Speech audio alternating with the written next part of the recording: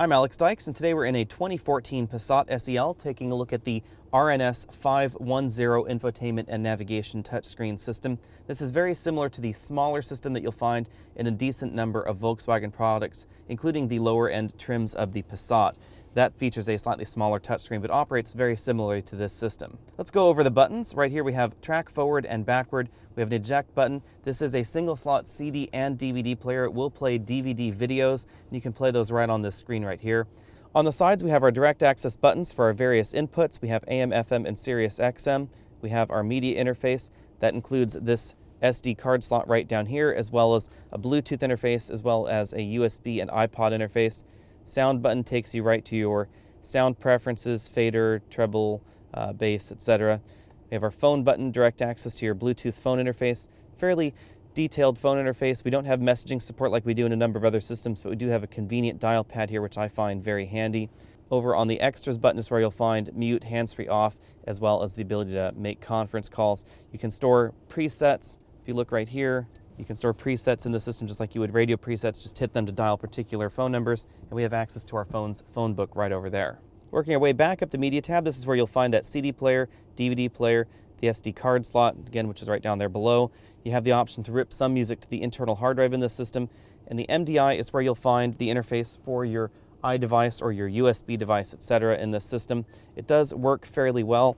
You have complete access to your USB, your iDevice, whatever device you have plugged into the system, playlists, songs, artists, genres, etc., but no voice commands for any of this activation, so it doesn't operate like Sync or Chrysler's Uconnect or even GM's new systems, or even Toyota's new systems for that matter, where they allow you to voice command playlists, artists, albums, genres, etc.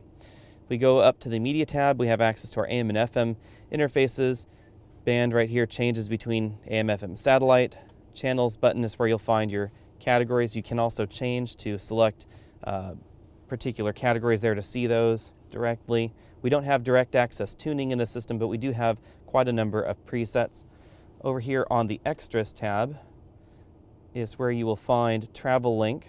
Travel Link gives you weather info, fuel prices, ski info, movie listings, etc. This is a recent addition to the RNS 510 system. This system has been around for some time, but Sirius Travel Link was added a few years ago, I believe in 2012. Mapping interface is fairly snappy. We can zoom in and out fairly easily in the system. As you can see, the screen is fairly high resolution, but the mapping is just a little bit more basic. That same Extras button is where you'll find Sirius Travel Link information on this screen as well. You can also have a split screen view, and you can display weather on the screen. We have the option of 2D or 3D mapping in this software, as well as, again, Sirius XM information overlaid on the screen.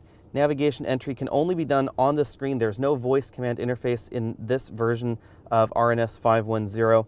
As I understand it, there was the ability to voice command addresses in earlier versions of this interface, but Volkswagen removed that ability in about 2012. Entering addresses in the system is very easy, and it can be done while in motion, so your passenger can do that, or if you're willing to risk it, not that I would advise it, you can enter addresses while you're driving as well. Over on the Setup button is where you have access to your system options, and the Guide button repeats your last guidance.